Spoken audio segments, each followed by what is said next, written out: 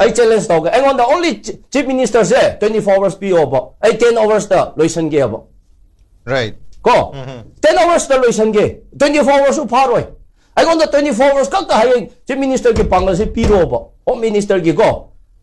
mi chani khak thajan ge mi chani du kadai logani adu ada patelendi ge loroi naga ge MLA mapan le maite ge 40 le MLA amadegi scote gi mi manga khai tho lage abo kya tai mi tara 50 kun 100 ko 40 da 200 300 hen le abo sigi 300 che thajin ge abo aduna project ki manipur da chief minister oining ba mi se kuki gi minai oi batai manipur da cabinet minister oi ge hairadi kuki gi minai oi batai MP ka ning hairadi kuki gi minai oi batai hada tangkhul naga ma su MP le go order rai chakhre sisu kuki na kahan ba hoje di kuki na thori chil ga chal lai ri sidi hena hai thom na se hoje di ko kiningai leite amma ma tause hoje ki chumde har debate tause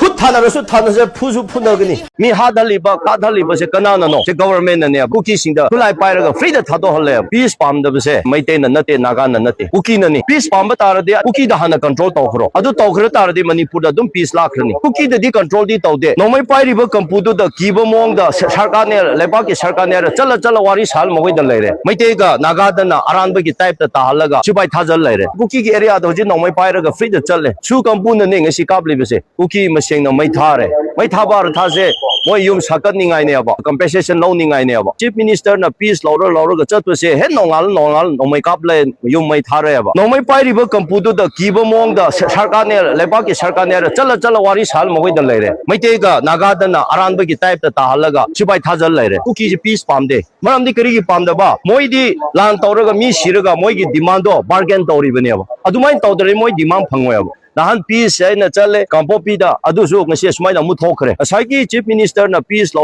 ga chat se he nongal no mai kap le yum mai thare aba andak su yango mamang na ukhul da ma chale he nongal kuki na embus lo tangkhula ni haki adu su ngasi action lo khate khala rai ga khoi ki chwa chambu chale adu da su amu ka yango lambi da ma lak pa ya roi na that na irang taw da tayar mai thare adu ma thak ti pai re andak kampo pi da welcome taw he nongal ga kalenjang hai bu khunda kuki maseng na mai thare mai thabar tha se moi yum sakat ningai ne aba aduga compensation lo ningai ne aba adu nongal ga khoi tokpa khunda amu mai thare machine amu ki khunda attack tawro changkhre adu di moi na chali bdo karamba peace ki khoncha no ba adu na moi khangdre akhoi se government akhoi ne khutal leite je moi masana khangde khangba ma change peace pam da se akhoi maite na nate naga na nate uki na ni madugi proof chap cha na khoi pibang ami maram di yango maite na tawrak pa leite uki naga na attack tawrak pa leite ngasi phobo da attack akhoi tawde ngasi attack tawba se uki na attack taw ya adu di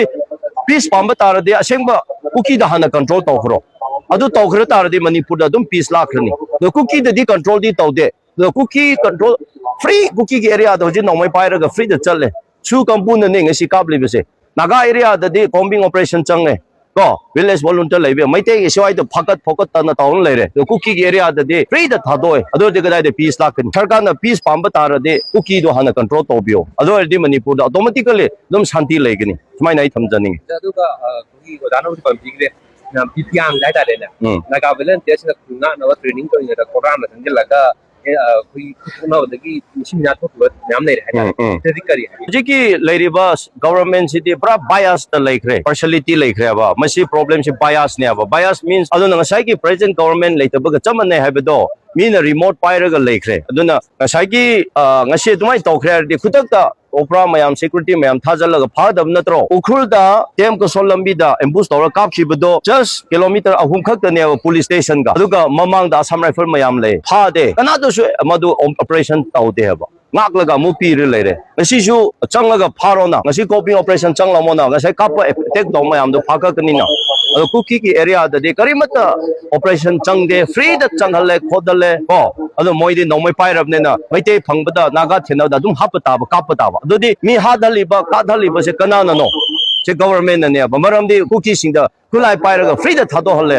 adu di akhoi na government da hairoi dro adu naga da de chatpa ya de na thinjale maite de swai da thinjale cookie da na free da chale adu de cookie di maite thena ba do hatpata adu di kamai peace la kani sula la ki roi hayang ji su maite ama thena dum hat thigani naga ama thena ba hat thigani ngasi changlaga attack tawribani for the last 3 years Iran sida maitena kadaida kuki gi khun changlaga attack tawbra naga na kadawai attack chawebal pawlebra moina tawba khaktane ba tawribase peace to oirweba peace haibase naga da maiteda haigadaba nate chalaga kuki singda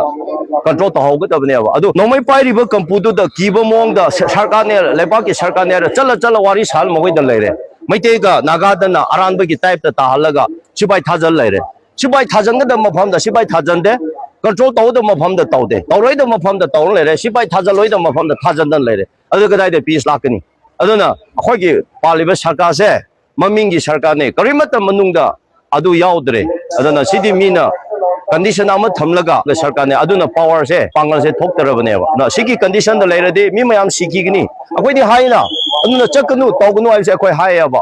amana chappa khuding se nongalaga nomai kapura khotra madum tawgane ba ana maduna takpadi kuki ji peace pamde maramdi kari gi pamda ba moi di lan tawraga mi siraga moi gi demand do bargain tawri bane ba adumai tawdare moi demand phangoi ba ji peace lakradi kuki se adum moi demand laitre ba adu mi hatpa mai tharade pharade phurade moi demand se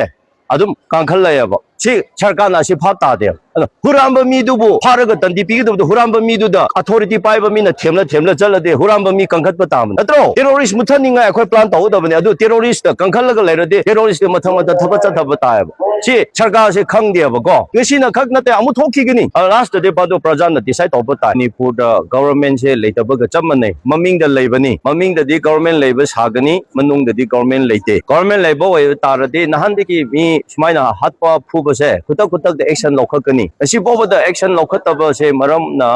government se leite man papan da di government leiba saba praja nungai ni harau ningai do manung da di decision karimata moigi power se pi de ba aduna atopa loin paire mapan de gi condition ama thamlaga noi adu haiga dabani adu hairoi dabani adu haibe indradi noi adu oibe yaroi akhoina taw haibda taw dabani haibe gi directive ta direction adu khakta follow tawraga government je madugi follow tawraga observe tawra abide tawraga leiba hai tare aduna huji government je pangal ile leitaba government IBCT state ma full power ni ma authority ni any mana law and order se control tawge mi phage punge control tawge se mana ngame haba adunga si mamang da mi taruk naga taru hatchiba khotri mayam do kuki jo kuki council na akhoina hatchibani haiba phawbo da karimata phaba ngamde adudi government leiribra project aina leiriba mafam se atopa mafam madani ai atopa mada chake na chalibani ado aina ngasi thamoi khra nongai taba ngarang akhoigi kala tombi da thokiba thodok mari leina na ai telapna naga praja leader mayam da wahayamani ai thamjage message asmase munna tabiu naga gi leader singna CSO gi leader singna mase khangba mathau tai mase khangjanba phagani haibase ai hainingi kari gi no akhoi justice ki tamak demand tawbani hairaga justice phangdringai da heta government da wari saningba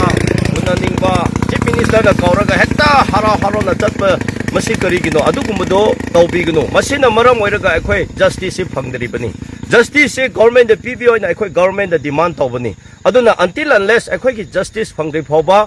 CM na kogera home minister na kogera whoever deputy CM na kogera maram chadradi madu unabigunu maram di justice se moina pigadabani adu pibangamdri phobadi akhoi matam khara madu phap taba ma change aduga akhoina justice ki tamak protest rally whatever madu agitation tobu kanda sopatai mi khra phaba khotpatai phaba ki tamak ta kari kiningai lege mi phasnu madu ki tamak ta pharaga adum negotiate tawba chapa khara tawraga adu tabu tawradi yaroi aduna hojik maming paningde naga MLA sing khara thabak tawringe da mamang thana changsande thokringe da di tawde thokla kanda tawra kanda mi shokre haiba kanda hospital da lai kanda afaba saraga hangba chapa police na phare hai kanda lothokpa sara chapa madu tawbigunu hojik kala tombi da police sipai akhoi gi center for security force thamli base akhoi gi leaders in a jantara de luba ponate mase thuna lotho hambi khro haibase aina hainingi lam akhoi gi mi taruk yam sathina halaga hoji justice PB3 marak sida handak lanka village ta ambush tora attack tawraga mi ani mu sikre si naga gi khunda changlaga attack tawba haise naga mayam da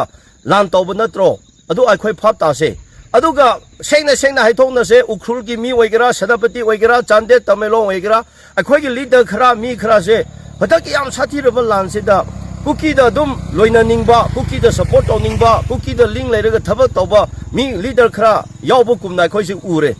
da sengna cookie si da support to hai radi chumna hai thok se hai thong na ro tawba da batu na tawro akhoi madugi matungi na decision lawrani natadana afaba saraga adu tawba saraga cookie da loina raga chatpa tawba aduga wari sapa mayam sina maram araga litan se hujik phaba chappa ngamdabani kampopi lanba ngamdabase asi maram ama achauba ama leire mase afaba oiroi aduna aina naga gi seso naga gi elected laga gi leader ma praja mayam na mase munna phapta bio haibadi akhoi justice pame haibatarade soksunu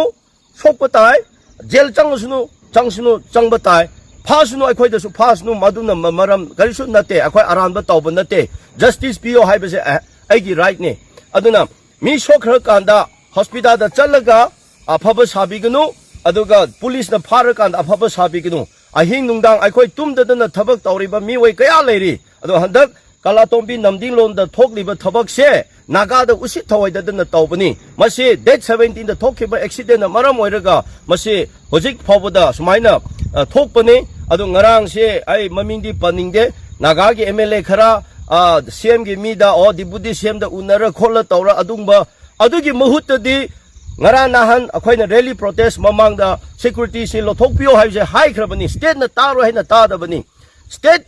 government na tawge na tawribani aduna state government da central government da justice PBO haise naga na demand tawribani masigi demand se phangdri phobadi masigi demand se phangdri phobadi kanamata chief minister da unabigno home minister da unabigno madu mathau ta de akhoi ding si phobadu unade karigino naga macha rally tawre protest tawre hekta tawraga sem da unaba chale madu na ne ngasi justice akhoi piba ngamda base ado chandel area khara da na cookie free da chahalle mafam khara da na chahalle duga naga leader khara na nagami khara na cookie ga business dominor ga lere adu di karedi akhoi lang ngamga daba ngasi lan se akhoi na tawbro akhoi na tawba nate naga na lan tawba nate akhoi kana su khana de akhoi nung yekna basu leite but cookie sing na changlaga akhoi de attack tawra lan tawraga naga gi lam mayam se lawraga akhoi gi naga gi mafam se da moina mapu oirage rule tawrage haibe gi tamakta mase problem se thokpani haibe se naga macha mayam na mase phakta bio aduna justice pamladi naga mayam solidarity oina lepsi madu phakta bio haibe se aina ngasi khara thamoi da wakhanda ai nungaite ngarang namdilong da kalatombi da thokiba thodokto state force na government na thawaina mase naga da usit thawaida da tawbani aduna masigi tamakta naga ichi naw mayam lekhat piyo haibase mayam asida ai hujik mafamada ai chalaga thaba magi chali adu wakhan nungaita da mase mayam da paujel se pibani